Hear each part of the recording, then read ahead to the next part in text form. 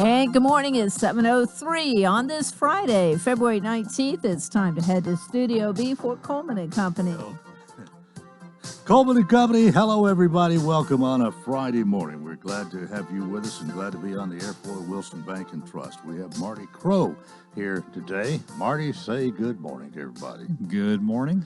We're glad to see you today. Actually, you were waiting outside in your car when I drove up, and I let everybody know I got here early. Early for me, anyway. Well, I left early. I didn't know how long it'd take. 30 miles an hour was my top speed on the way here. So, most of the roads inside the city limits are clear. I did a little riding around yesterday afternoon. I was impressed how free of snow that they were. Now, the secondary streets are slick as they can be at places. And Trousdale Ferry is okay, but it's not as good as what's in the city, I think. But anyway, we welcome you this morning. Let me tell everybody, Marty Crow, Assistant Vice President, Office Manager at the Highway 109 office. 109 office down in the Leeville community. That's right. How long have you been with the bank? Going on 3 years now. And you've been here at least once before to do the commercial. It's been about a year exactly. Yeah. And I'm glad to be back.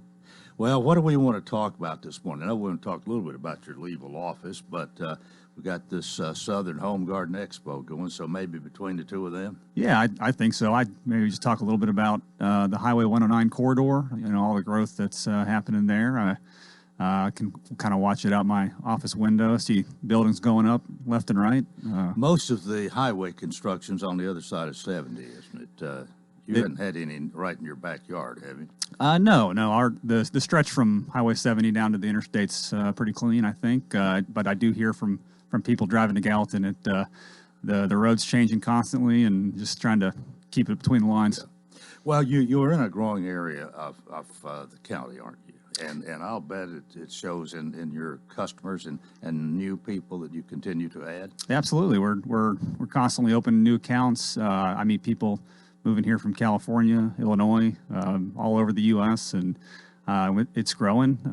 New homes coming to the area, new apartment buildings, and recently they put a sign across the road, Public supermarkets coming to the area. Everybody's pretty excited about that. Oh, yes. Well, now, as office manager, how many people do you have in the office with you? There's 6 full-time employees there. You can do anything there, I guess you can do that at any other branch of Wilson Bank? Full-service bank. Anything and everything that we offer can be taken care of there. You a money lender yourself? I am. I'm a lender, and so if you have any questions about construction lending or a home equity line of credit, we can take care of you at the... What about your hours? I know I think I'm pretty sure the hours have kind of been curtailed a little bit, maybe started a little bit later, and closed sooner this week due to all the snow. Today we are 9 to 4, and that's at every office location across our footprint. And tomorrow we are 9 to noon.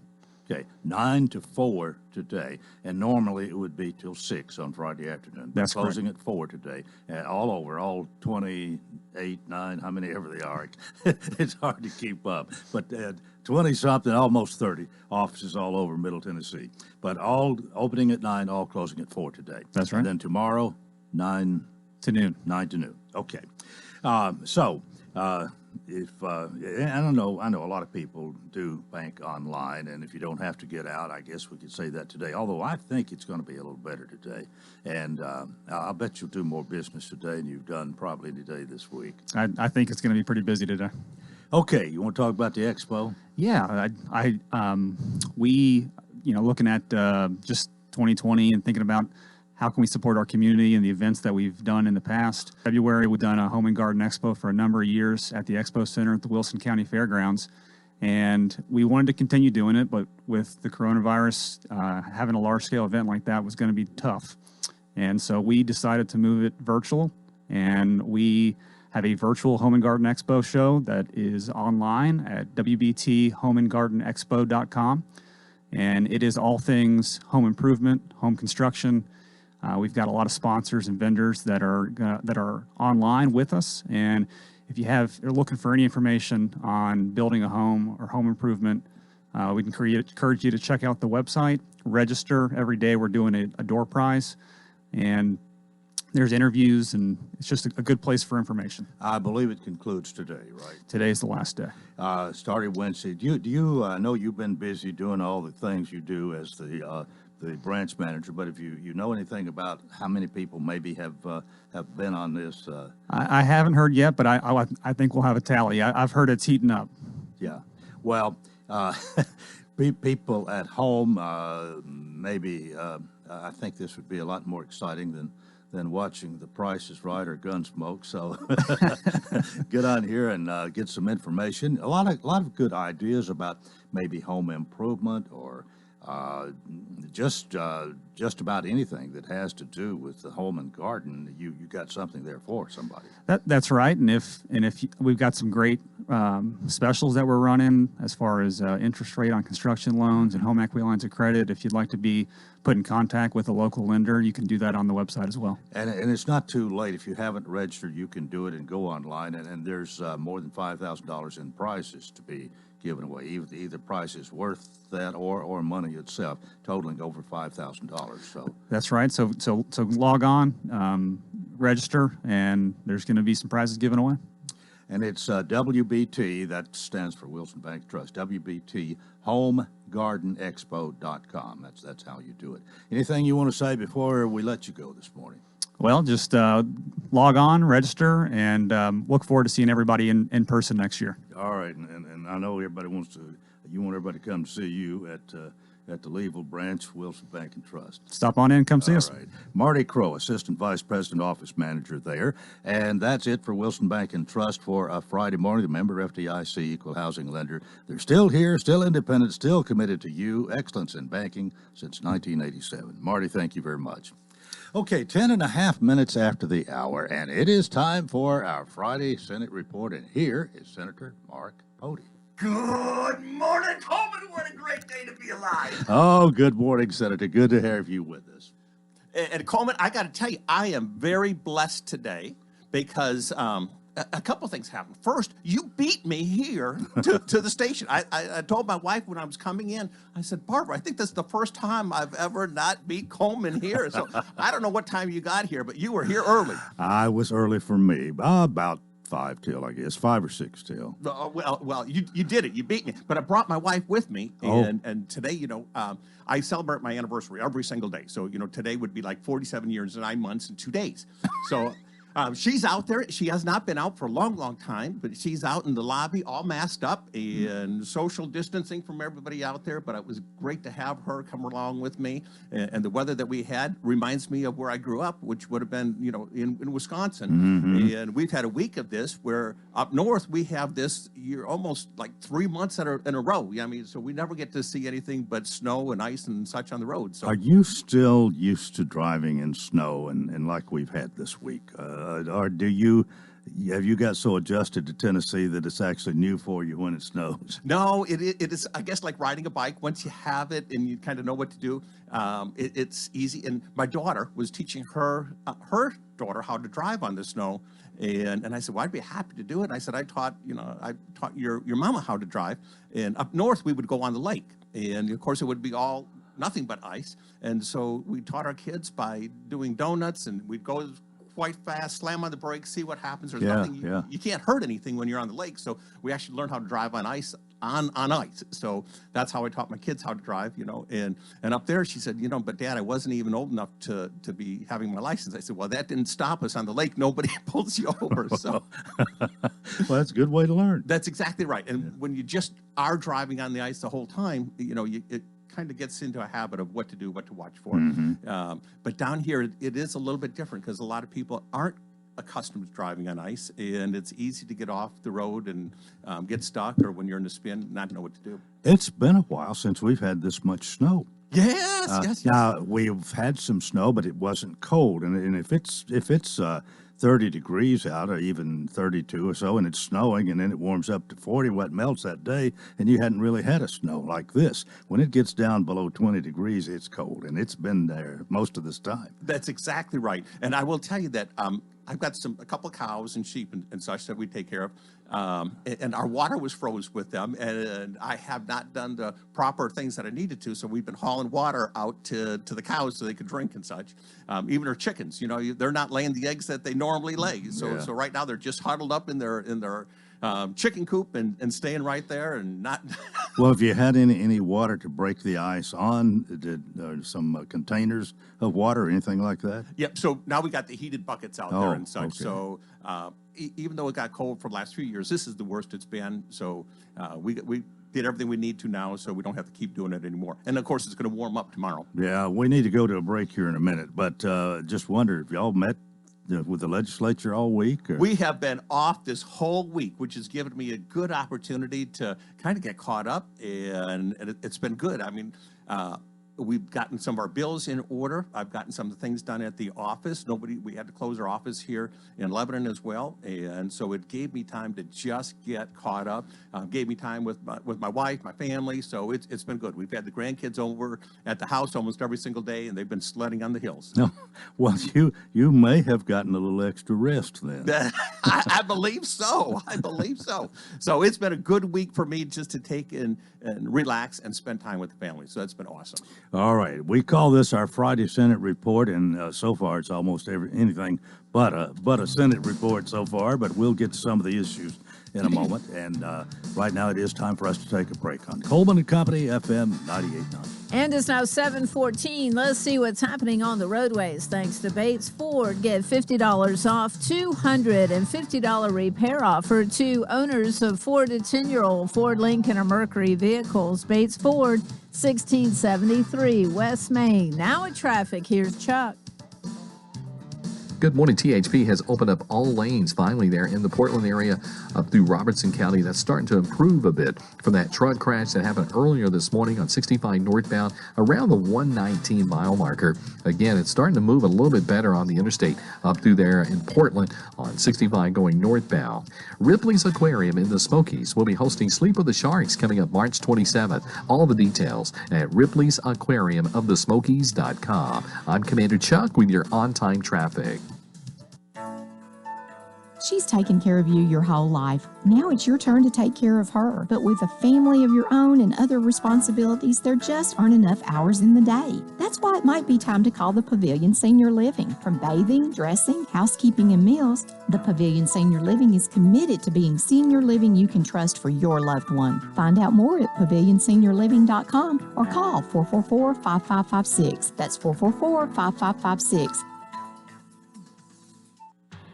I'm Randy Salas, inviting you to listen to me and Jake Hood as we broadcast the 2021 Cumberland University baseball season. You won't want to miss any of the action in Coach Woody Hunt's final season at the helm of the Phoenix. All home games will be broadcast this year, weekday games on WCOR 1490 AM and weekend and night games on both WCOR and WANT FM 98.9. All games can be seen and heard on GoCumberlandAthletics.com at no charge, and you can also get your scheduling information there. Congratulations, Coach Woody Hunt, and go Phoenix. Coleman and Company, thanks for joining us here on a Friday Senate report. Senator Martin Paul, I want to mention 2 or 3 things here real quick. The last word I got from the city email yesterday saying that they would hopefully be open from 10 a.m. to 3:30 p.m. at 200 North Castle Heights Avenue, and we can. If you got a bill to pay, I guess you can pay that today. Utility payments can be dropped off at the drive-through window there.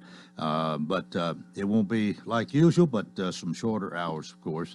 And I just want to mention we've done programs on this. The Lebanon girls softball, it's time to sign up for that. And I do know the boys, the Lebanon Youth Baseball, midnight tonight's the last time to sign up to play this year. Of course, here with snow on the ground, we're talking about playing baseball, but you got to start somewhere, and that's the way it is. Now, I want to mention something here with Senator Pody. I should have done this, I guess, yesterday. I don't think we knew about it until maybe up in the morning Wednesday, but that's the death of Rush Limbaugh. Rush Limbaugh, in my opinion, was a great American. I'm just sorry to hear of his death, and at least I want to acknowledge it and talk about him for just a minute here this morning. But, conservative talk radio has been around for a little bit, but I would say that he would be one of the main people that started it and got it going to the place that it is today. Well, he did over 30 years, and he started in San Francisco. I think it was about 32 years ago, and then went to New York when he gained popularity there. Yes, and I mean, he's got to be one of the most recognized names in America, and he spoke the truth the best he could, and he did not try and mince words. He wanted the Constitution and believed in saying this is what the Constitution says. Here's what politicians are doing right or wrong. Didn't matter what party either. He would call them out. He would just call people out. And the thing that I think we all should feel this way: if we don't like the Constitution, if there's something wrong there, then change it. But don't try to go around it. Don't say it's meaningless. It's the basis of what our whole country is founded on. That Constitution that they took months to wrangle and come up with, and it means something. That's exactly right. And Coleman, if we look at how that was founded, we had the 13 individual colonies. It wasn't one country. It was 13 individual colonies. Right. They got together and they said, we do not want to lose the identity of who we are. And they said, so it was very important that they said, we're going to keep ourselves as states. We're only going to join together for certain things. And they gave the federal government a very limited power and authority. And they said, we're going to write this authority down to them. And they put it in the Constitution. And then they came back with the Bill of Rights and the 10th Amendment, which is the final one of the Bill of Rights. It said, now listen, federal government, we want to be clear, because they just revolted, of course, from England. And they said, if we haven't told you that you can do it, we're reserving that power and that right to us, the states. Yes. So don't grow beyond what we're telling you is that authority. And the federal government, since that time, has continued to try and grow and grow and grow. And a lot of times I'll be speaking out, and I might be, kind of like somebody calling in the wilderness, but I'm saying, that is wrong. And I throw a flag down and saying, federal government, it's wrong. You don't have the authority to do that. And it was the states that gave that authority to the federal government. It wasn't the federal government that gave authority to the states. And I think that's an extremely important point when we're watching what's happening even right now with President Biden, saying that these executive orders, some of them are not constitutional. He doesn't have that authority to do it, and it's up to us to say, stop. You cannot do that. We're not going to accept it in Tennessee. Well, it's almost as if the last, now 3 presidents maybe, have seen how many executive orders they can do and how far they can push the envelope. And I don't recall. I think some of what President Trump did was to change something that Mr. Obama had done, but they are executive orders, and you wonder about really are we treading illegally on the Constitution? And that is a very valid point. There's 3 branches of government, and each branch has to stay in its own lane. It's important. Other 2 branches call out one branch if it goes the wrong way or too far to say that's wrong. We've got to keep you in your own lane, and whether it be the legislative branch, the executive branch, or the judicial branch. Just like the judicial branch is starting to try and make law from the bench. If they don't like something, they can say, they don't think it's constitutional. They can say, that law is wrong, it is unconstitutional, and it's up to the legislative branch, whether federal or state, to fix it. It is not up to the federal government or the judicial system to say, it's wrong, and here is the new law that's going to go in force. They are not supposed to make that new law. That has to come from the legislative branch. They can say, this, what you've done is unconstitutional, but you cannot make new law from the bench. And that is one of the things that we're trying to hold the Supreme Court on and accountable as well. And they've been doing that for the last umpteen years now. Yeah. I mean, we've seen that generation after generation now that the Supreme Court is trying to make law, and that's wrong. And we've got to hold them accountable as well. What else? I tell you what, let me just tell everybody right now, I had a late day cancellation yesterday.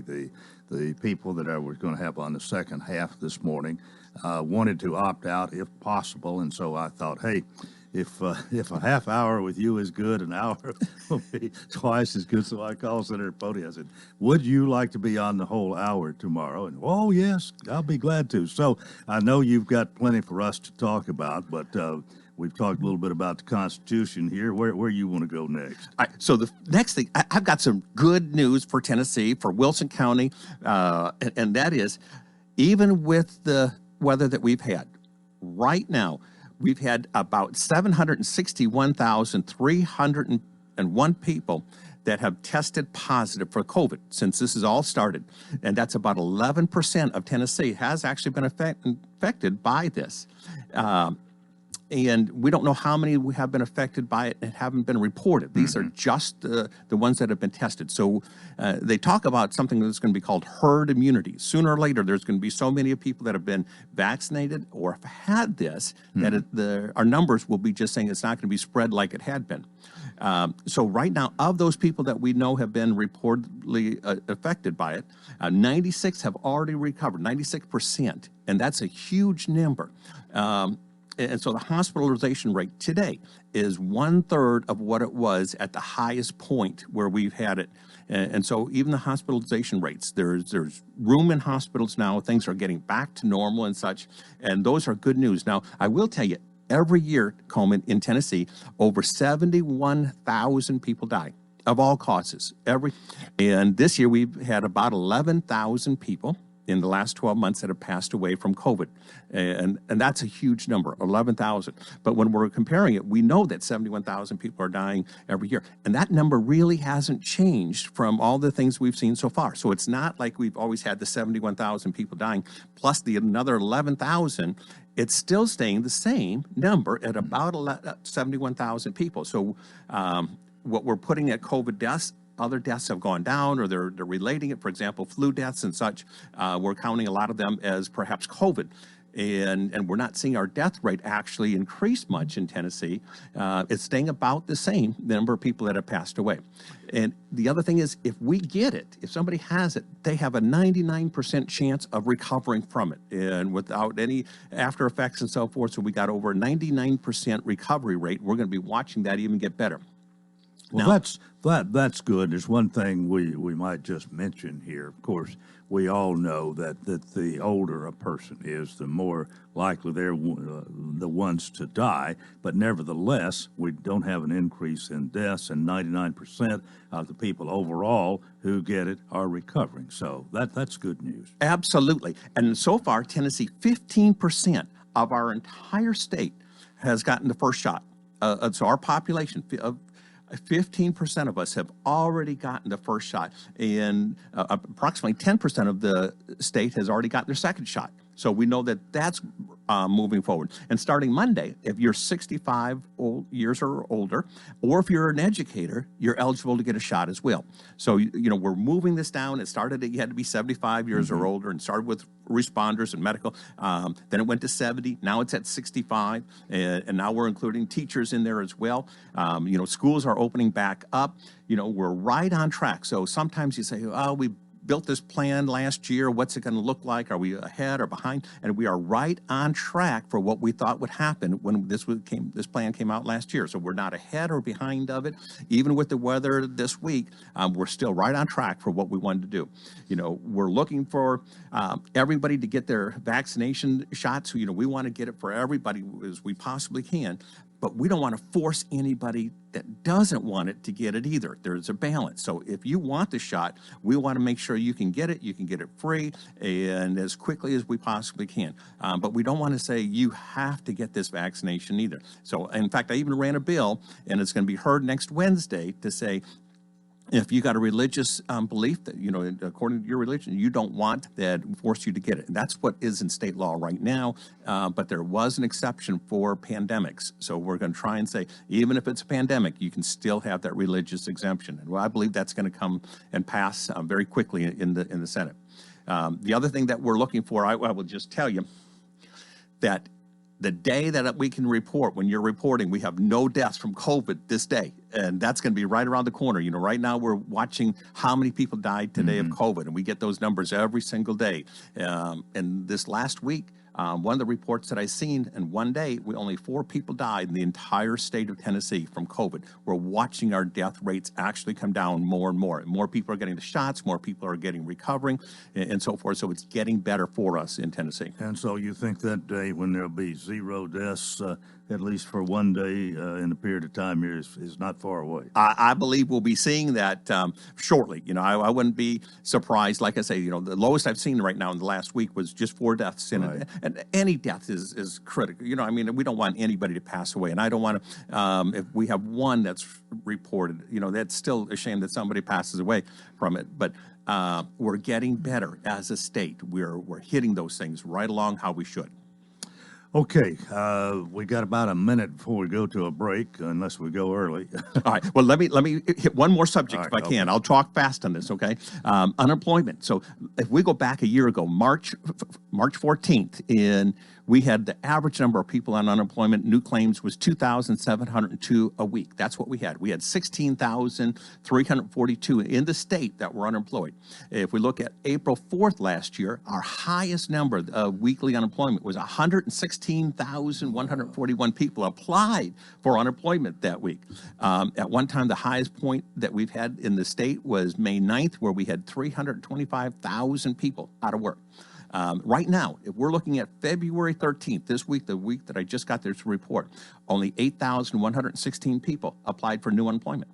So that's way down from where it was. And in the entire state, we have less than 50,000 people unemployed. So our numbers are coming down. The economy is getting better. If somebody needs help with their unemployment, we're starting to get things in control again. Please call my office. And I'll give you the number twice, 615-741-2421, 615-741-2421. Did I make it in a minute? All right. Yeah, we're right at 7:30 and time for a break. Senator Pody is going to stick around and be my guest for the second half. And this is Coleman and Company, FM 98.9. And at 7:30, let's see what's happening on the roadways. Victoria, new and used Kubota mowers, RTVs, tractors, hay equipment, and more. Come in Saturday. Free popcorn. Check out the new Kubota products. 1506 West Main. Now at traffic. Here's Chuck. Good morning again. All lanes are back open up there in Portland on 65 northbound through that stretch of Robertson County. It's moving better than it was 15-20 minutes ago from that early morning truck crash there on 65 northbound at the 119 in Robertson County. Ashland City Highway at OHB. The fire department's been dispatched to a report of an accident, possibly with injuries over there in the Bordeaux area. Watch for them. That's Ashland City Highway at OHB. You never know when you might need these guys. Free at last bail bonds, serving Davidson, Williamson, and Rutherford counties. I'm Commander Chuck with your on-time traffic. In times of crisis, and especially when you're isolated, it helps to know someone has your best interest at heart. At Wilson Bank and Trust, standing strong for others has always been one of our most important roles, and we're still here for you now. Through these days of disruption and distancing, you can count on us to keep you connected with your financial services, and we'll continue to provide financial relief for households and businesses. Thanks for supporting our ongoing commitment to service. Working together, we'll weather this storm too. Member FDIC, Equal Housing Lender. The Farm Bureau Expo is your premier location for an event of any scale, making meeting in the middle easy and accessible for event planners and guests. The Expo proudly participates in the Tennessee Pledge to allow our guests to attend events with confidence. For booking details or to explore events to attend, visit farmbureauexpo.com or check out our Facebook page at Farm Bureau Expo. We look forward to seeing you at the Farm Bureau Expo in Lebanon, Tennessee. Gregory Dental in Lebanon is a family dental practice located across from University Medical Center. They offer cosmetic procedures, dental implant services, and now featuring new digital dentures. Premium dentures in just 2 appointments. No insurance, no problem. Call about our discount plan. Hi, I'm Dr. Derek Gregory. In my office, you can count on a compassionate staff who will truly listen to you, take the time to get to know you, and discuss your personal needs. I look forward to meeting you. Gregory Dental Group, 4322 West Medore Parkway across from Gibbs Pharmacy. Today we'll have decreasing clouds throughout the day with highs only topping out in the low 30s, so make sure to bundle up. On Saturday we'll hit an afternoon high of 40 degrees with sunny skies. By Sunday temperatures will reach a toasty 50 degrees. This weather forecast is brought to you by Walker Auction and Realty, professional auction and real estate services. Get top dollar for your home, land, or personal property. Log on to MikeWalkerAuctions.com. They know auctions. That's Look at Your Forecast. I'm meteorologist TJ Scott. Morning, company. Welcome to part 2 here on this Friday morning. It's time for us to talk with it's time for us to talk with CP of Exit Rocky Top He's Realty. speechless. The snow has gotten his brain. Good morning to both of you. Good well, morning. Sometimes when that on-air light comes on, my brain has to ship thoughts right quick, you know? Because we don't sit around and look at each other during the break. Right. We have a conversation. Don't know exactly when that light's going to come on. Sometimes I have to break right in the middle of a sentence, like I did this time. But anyway, welcome to both Miss Judy and Medina here to talk about real estate and what they do. They're on West Main Street. Great people with great service. Somebody answers the phone 24 hours a day. That may set you apart. I don't know. And I know you're people you can trust. So with that, again, good morning to you both. Good morning. How do you like that snow? Oh, well, I am not a snow fan, but I think we've had at least 5 inches. That's right. Anyway, what's on your mind? Well, it's been really hard to make pictures of a house without getting the snow in it. I'll tell you that. How do you get the snow out of the pictures? What I'd like to know. Oh, So it's been difficult, but we've got mastered through it, I guess. So, but anyway, we were going to talk about if you're wanting. A lot of people now that they've been housed in and not vacations, they're looking at buying secondary resort homes or secondary vacation homes. And we do have those. We work with those too. So we want you to know if you want something at the lake up at Center Hill. A lot of people want just a little getaway cabin. Some people don't want it to be real fancy or anything, just a place to go, take their family and get away. Yes, sir. and then we've got them all the way from Center Hill all the way up, and we've got one that we just listed in Pigeon Forge, and it's up on the mountain, and it's a 3-story cabin. It has 5 bedrooms and 4.5 baths. It's a little over 3,000 square feet. It's got the porch, the surround porches on it, that the decks that you can just sit out on the porch and look out over the mountains. It's absolutely, it's one of the highest peaks. It's right over behind Dollywood and on the side of the Parkway side. So you can see the Parkway through the trees, but it has a big hot tub outside where you can sit in the hot tub and be out over the mountains. And it's got a pool room. There's all kinds of amenities. It's got bunk beds. It's already all furnished. It's all coming, everything together. And it's, like I say, it's you're maybe 3 or 4 minutes from the Parkway in Pigeon Forge there at Red Light Traffic 8. And it's $849.9. And it's ready to be, and it stays rented about 72% of the year, which the guy, I sold it to him I don't know, probably 6 years ago, 5 or 6 years ago, and it basically paid for itself on the rental program. And he's doing something else at this point and wanting to get a smaller cabin. But this way you can keep it rented out, or if you keep it for, you can take all your friends and family up there because you got plenty of room, that's for sure. Yeah. But if you want any kind of vacation home or a place, a lot of people just like a place to go where they can just at the moment's notice take the key and go and walk in and enjoy a few days and come back. But we've got them all the way, like I say, all the way up Center Hill, all the way up. So just all the way to East Tennessee. So just let us know if you're looking for something like that. We don't ever talk about that, but we sell them all the time. Well, no, you haven't hardly ever mentioned that before that I remember. Yeah.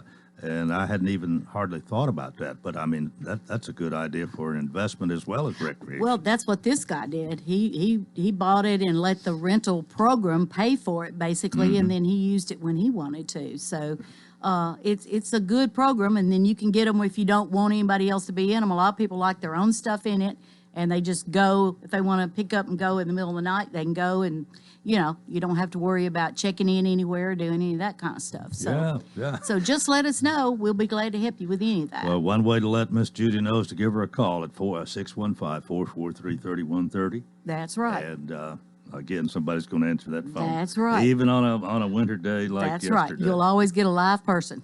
Is it Medina's turn? That's right. Let her go. And see, that's just another reason for me to say, don't make a move without us. Yeah. We go from here all the way to the mountains. Mm-hmm. You can, that's another reason to get your house ready for the market now if you want to have it on the market in the springtime. That's just 6 weeks away is Easter. So that's not long from now, even though we see 5 inches of snow on the ground. 6 weeks is not far off. So that would give us time if you are looking to put your house on the market. Springtime is the perfect time to do it. And you can get it ready. We can come by and let you know how much your house is worth. We can let you know what you need to do in order to get your house ready. If you wanted to go to the mountains and buy a house up there or whatever, we can help you move that way too. But we can help you get ready. We can put a coming soon sign in the yard, and that way nobody's looking at it yet while you're prepping and getting ready for the house to be live on the market. So now's a good time to do that. Like I talked about a couple weeks ago, you want to go outside and look at the front of the house. You stand in the front of the house and get your first impression of your house. That will help you get ready for that and get it spruced up for the springtime. So, we're looking for more listings. The inventory is low in the Wilson County area. People are moving here from other states. And so we hear it all the time. All the time. That's right. So we're always looking for more listings so we can help get those people moved here that's wanting to be here, to be in the Lebanon area or Wilson County area. So you just give us a call for that. And we also have the property on Peyton Road. It's 19 acres, and it's listed at $349,900. And it can be divided up or whatever. Or if you do something with the acreage or just sit on it. We have that for sale. And then Meadow Lane is also still listed. It's $232,900, and it's 3 bedroom and 3 full bath in the heart of Lebanon. Right. Single level home. So just give us a call. We'd be glad to come out and tell you how much your house is worth. Get your house listed, get it ready to be listed, and come in soon sign, and then be ready to rock and roll as soon as the sun comes out. Remember, our commercial is here comes the sun. So we're waiting for that sun. So it's out a little bit today. If that sun comes out, some of that snow is going to melt. That's for sure. That's right. Yes. Well, good to have y'all with us. And you actually didn't call in. You came out. Mike drove you, I believe. He drove us this He wanted to morning. make sure. He wanted to make sure we got If here somebody safe and has a sound. wreck, it's going to be him, not you. That's right. Yeah, exactly. He has fun doing that. All right. Well, thank you all for being with us. Have a great weekend. We'll see you next Friday. All right. Don't make a move without us. All right. Medina Hementola and Miss Judy Cox with C&D team of Exit Rocky Top Realty. We're 20 before the hour. And part 2, we're going to continue here with Senator Mark Pody, an extended Friday Senate report. But Senator, welcome back. Absolutely, Coleman. And I'm going to tell you, I have covered everything I wanted to in the first half. And I got a text from my daughter saying, you're talking way too fast. Well, you are used to trying to get it all in about 20 minutes of time is really what our guest time is, 18, 19, 20 minutes, kind of depends. But appreciate you staying over this morning. What I guess did most of the representatives and senators just stay home? Do you have some that have stayed in a hotel in Nashville the whole week? Do you have any idea? I believe most of them went home. And now... Did you meet at all the first? No, we did not meet at all last week. We were scheduled to. And a couple came down and stayed at a hotel until the speakers called them off completely and said, we're just going to shut everything down based on the weather. So we didn't know day by day what we were going to do until actually Wednesday, and they shut it down for the rest of the week. Yeah. So. Well, normally you will give the guys or women, whoever, the reps from east and west time to drive in. So you usually meet in the afternoon or evening on Monday, and you finish it up by Thursday so they can go home Friday. That kind of That's correct. Yeah. Yes. So they can come in Monday, drive in, and then they can still leave. If we're done by noon on Thursday, they can still make it home Thursday or leave on Friday. Mm-hmm. But a little bit different this week because of inclement weather and whatever. You think everybody's got as much done as you have? Well, probably. I'm in constant contact, at least with my Senate colleagues. We probably get.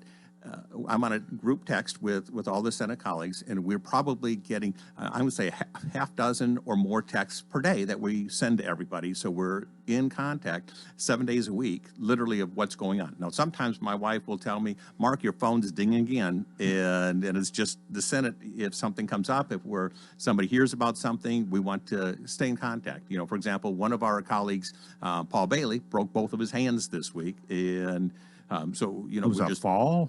He was doing horses, and so he had a fall with a horse. Oh. And so he broke both of his hands, and that went out, so we're keeping in touch with each other. And Where's he from? He's over in Cookville. Okay. And so, my prayers are with him and such and going forward. But I wanted to hit something different on the second hand. Okay. And Coleman, normally I run through really quick. Here's what bills I'm doing, and here's what the status is. And I wanted to talk for just a moment about why I run the bills I do. And so what is the reason I'm doing it and why? And first off, some of the times I'm going to run about 40 bills this year. Each state representative can only run 15 unless you're a chairman, then you can run more.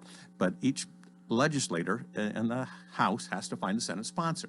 And then we have to find, as a senator, a sponsor in the House as well. So if I take the 40 bills, sometimes, and they grade us, there's different groups. They ran this number of bills, how many did they pass? And they'll say, if you didn't pass many, you're not effective, or if you passed a lot.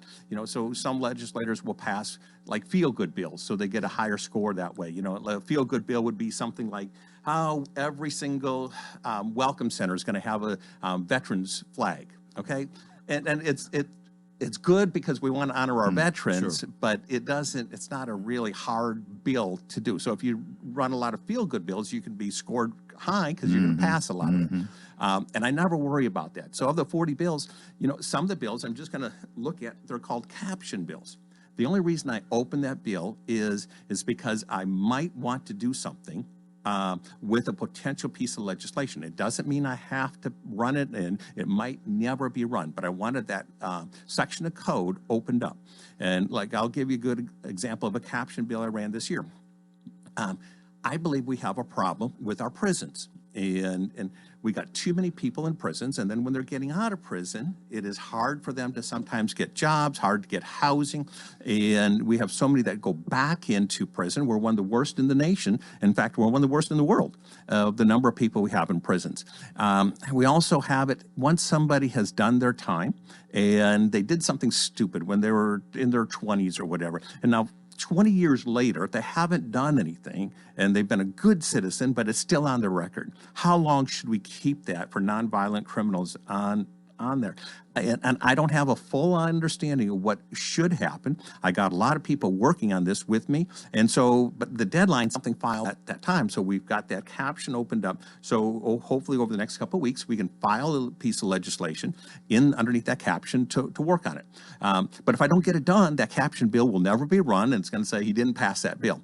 Another one is going to be something to force somebody else to do something. And I'll give an example. We have what they called, at one time, the Four Lake program. Now, it's Tennessee Central now, but it was up in Trousdale County, and it covers all of our counties when we had the power plant up there, the nuclear power plant. And when I first came in office, I was not happy with the results of what they were doing for new jobs and how they were supporting Wilson County and some of the surrounding counties. They had 21 members on that board, and they were not effective. They were not doing what I was hoping would get done. Now, one of the questions is, that nuclear plant's been gone for a long time. Okay, so how long do we want money going into the organization as well as the surrounding counties? And so I said, we want to do certain things to benchmarks that I want to see done, or we're going to make that organization go away. So I filed a bill to say it's going to go away. I didn't want it to go away. I just wanted them to get their attention. And we've reconstituted that board. It's now just the county mayors, and from 21 down to like 7 people on the board, and they're doing a great job. So I filed that bill, never to think it's going to actually make it go away, but I certainly wanted to get their attentions. Now, we have somebody on there, our mayor right here, Randall Hutto. He's doing a terrific job with it, and he's making sure we get money from there down to Wilson County, and that's what I thought was important to do. Then another type of bill is going to be a... We need to take a break right here. Sorry. Yeah, let's do that. Senator Mark Pody here. We are continuing our Friday Senate report here on Coleman and Company FM 98.9. And it's now 7:48. Let's see what's happening on the roadways. Thanks to Bates Ford. And they've got the lifetime brake pad guarantee with the purchase of a brake service. Replacement brake pads will be provided at no cost for as long as the customer owns a vehicle. Bates Ford, 1673 West Main. Now in traffic, here's Chuck. Good morning. Again, it's looking much better on 65 northbound up through Robertson County from that early morning backup where we had that truck crash up there around the 119 mile marker. It's a wreck with injuries. Ashland City Highway at Old Hickory Boulevard. The fire department just arrived there on the scene over in the Bordeaux area. You never know when you're going to need these guys. Free at last bell bonds, serving Davidson, Williamson, and Rutherford counties. I'm Commander Chuck with your on-time traffic. Here comes the sun. Hey, Medina, here comes the sun. Spring is just around the corner. Call us and we can come over and tell you what your home is worth in this market, and it's free. Yes, free and no obligation. It's time to get ready for the spring buyers. Inventory is low. We have buyers who need listings. Here comes the sun. And remember, don't make a move without us. Call Judy Cox or Medina Himmentoller at Exit Rocky Top Realty. C&D Team 443-3130. It's all right. With churches not being able to gather, we wanted to make sure our audience is aware of our regular Sunday morning programming. We call it God's Country. Starting at 7 to 7:15, it's Southern Gospel and Positive Country Music. Then at 7:15 to 7:30, Old Path Missionary Baptist with Brother Jason Wheely. From 7:30 to 8, it's The Gospel Show, hosted by Miss Dean. 8 o'clock, it's College Hills Church with Minister Wilson McCoy. At 8:30 to 9, it's Word of God broadcast by Ronnie Briley. From 9 to 9:30, Hillcrest Baptist Church with Pastor John Ferguson. From 9:30 to 10:30, it's Call on God Today, hosted by Brother Kenneth Bowen. At 10:30, it's Southern Gospel and Positive Country Music. From 11 to 11:30, Maple Hill Church with Minister Rob Long. And from 11:30 to noon, it's Southern Gospel and Positive Country Music. Join us each Sunday on WANT or WCOR or online at WANTFM.com. And we welcome you to our final segment here on Friday morning. Senator Mark Pody, let's pick it up where we left it off. You were on a roll. I hated to have to interrupt, but... All right, that's right. So we're just talking about why I run some of the bills I do. And the next one is something going to be called a backup bill. So I'll see something that they've already filed, and they'll say, Mark, if it doesn't go through the way that I want it to, would you file the same type of bill? And if mine doesn't go through, I want you to run it, but you can kind of see the traps ahead of what happened and why. It's almost like if you're playing golf, somebody puts the green, you get the feel of what's going on a little bit. Well, same thing in committee. Once they vote on something, you kind of get a feel of who's voting which way and why. So I'll run a bill, and somebody else might run a backup bill, or if somebody runs a bill, I'll run a backup bill. It doesn't mean that we ever expect to have to carry it. We're hoping the first one goes through, but it might not ever even go to committee. Another one would be something called constituent bills. And I have people, for example, there was somebody here that would be saying, hey, I got an issue with nonprofits, how they're audited and so forth. And I don't mind carrying the bill, but it's going to be, I need help on the bill. It's not my idea, but you've got to help me work that bill. And some will, I'll file a bill for them and they never really show up to work. The bill, others will, and we'll get that bill passed. I'll give you a good example is the Fraternal Order of Police. They brought a bill to me, and every time they do, they work the bill. They will go to the committee members. They'll help me write it. They'll meet with me with legal. They'll help find a house sponsor, and they literally will work the bill. It's not something I'm passionate about, but it's something that they are, and I don't mind carrying it, working with it, but they're going to have to do their part as well. Another one would be Shelley Gardner right here. She's our public defender, and she said, Mark, we need more people in our public defender office. We're stretched to the limit. And I said, Shelley, I don't mind carrying the bill. Clark's carrying the bill as well. But we're hoping to get it in the governor's budget. We're hoping to do other ways. And she said, I'll do whatever it takes to help fight for my office. And she's a fighter. And so we carried that bill. And we don't know if it'll ever go through or not. but she is willing to come down and work the bill, work the committees, and she said, this is so important. I am here to help work that bill. And so those kind of things, I love when a constituent Well, says, let me ask, the fact that you do that, even though you're not out working it, so to speak, the fact you're carrying it means an endorsement Yes. for it. And that should carry some weight one way or the other, I would think. Absolutely, absolutely. And I'm still going to help work the bill myself. It's just somebody else coming along to do it with me. Now, every bill has a different priority. So not every bill is going to be as important as we go through them. And like I said, I got almost 40 bills. Some of them are not as highly valued to me as others. And there's going to be something that's going to be like a principal bill. And this is something it's constitutional, I'm passionate about, and that would be like a pro-life piece of legislation. I'm going to fight as hard as I can. I'm going to do everything I possibly can to get that piece of legislation done, where I'm going to save as many babies as I possibly can. But then we've got other bills. For example, when I was talking about how we do with prisons, I'm going to compromise any way I can. I'm going to get groups of people together. What can we do? How can we work together? And I'm going to bring them together. It's a policy, and people have much more expertise than I do. I'm going to say, I am willing to take whatever we can do to get that done. And so we're going to work as hard as we possibly can to get that piece done a different way. I think with you pointed this out, but when we see the recidivism, I believe that's the word that is used for people who they get out of prison, they go back, and it's like a swinging door or whatever, and that's terrible. I mean, they pay the penalty for what they did, but then they come back out, and maybe it's hard to get a job, and a lot of people don't want to hire somebody that's been in prison, they're kind of tainted, and it's hard to overcome, and that's what you're working to try to help them. That's exactly right, Coleman. You hit the nail on the head. And if we can do that, that saves us a lot of money. We're paying almost $60 a day per prisoner that they're in jail. And if we can help them, they got to pay for what they did, but we want to get them back in society so we can help them get the best opportunity to have a good living, to have a family, and so forth. So it kind of reminds me of a Merle Haggard song. I paid my debt, I owed him, and now I'm a branded man. I believe that's the name of the song. But there's a lot of truth in that song.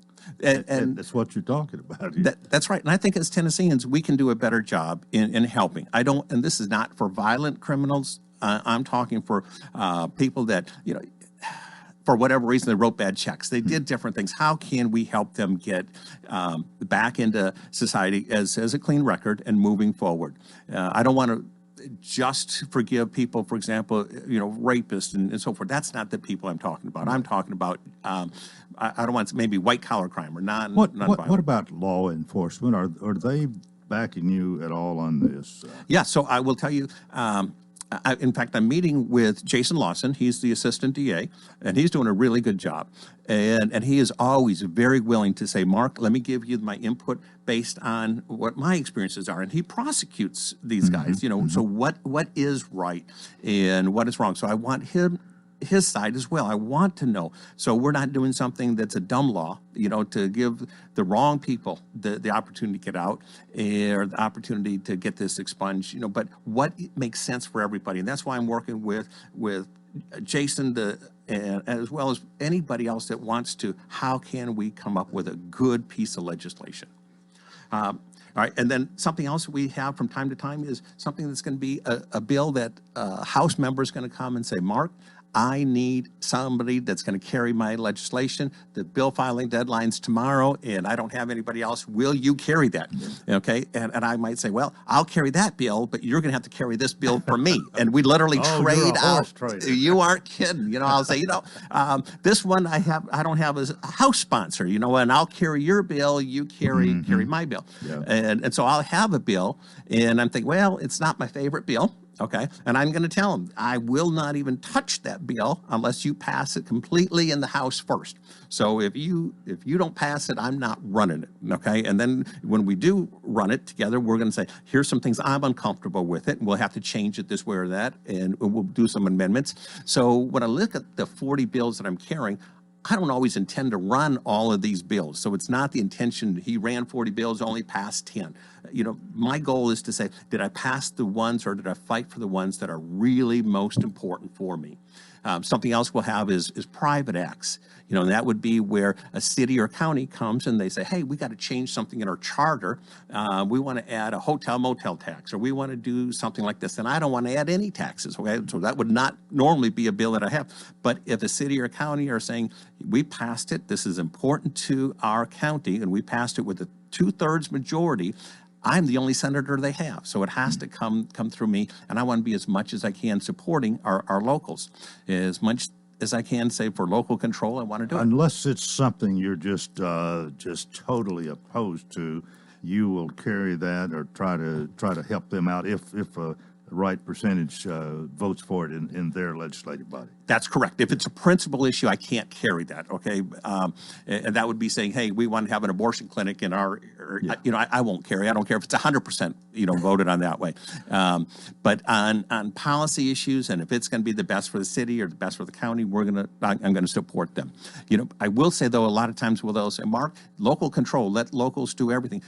The locals, when we talked about the states gave the federal government the authority to do certain things, the state actually gave every single county and every single city that authority as well. So it originated, their control came from the state. And a lot of times if we don't like something that the locals doing, for example, in Davidson County, we will put some brakes on what local people are doing, and I will actually help sponsor some of those as well, because they always want our money. They always want the state money, and they say, just give us the money, let us do whatever we want. It doesn't work that way. If it's local control, you got to do it within the confines of what the state's guidelines are. Same thing with schools. When we're trying to say, hey, we want these raises to go to teachers, and we're willing to give extra money as a state, we're saying we are willing to give extra money if that money goes to teacher raises. And then if a local school board say, well, just give us the money, now we're going to do it anything we want. We know you want it to go to teacher raises, but we're going to do it for something different. That's frustrating, because then we're saying, we want you to make those decisions, but if we want to give you that extra money, we should be able to say, if it's for teacher raises, we expect it to go for teacher raises, not what you're thinking, because you've got all the other money from other sources that you can decide what you want to do it with. But when we're starting to allocate extra money, we think that we should be able to say where it goes. I think that's a good place for us to end today. We are out of time. Thanks for being here and filling in on the second half. Enjoyed what you had to say here. We know a little bit more about how you operate now. Absolutely. And Coleman, I got to end with one thing. Right. Coleman Walker has a brand new book for everybody that's coming in to sign this book, and I was one of the first ones to get to sign, so as his guests come in, we got a new book. Congratulations. I think that's number 5. It's really Susie's book. Have a nice weekend, everybody. Till Monday, I wish you a fantastic day.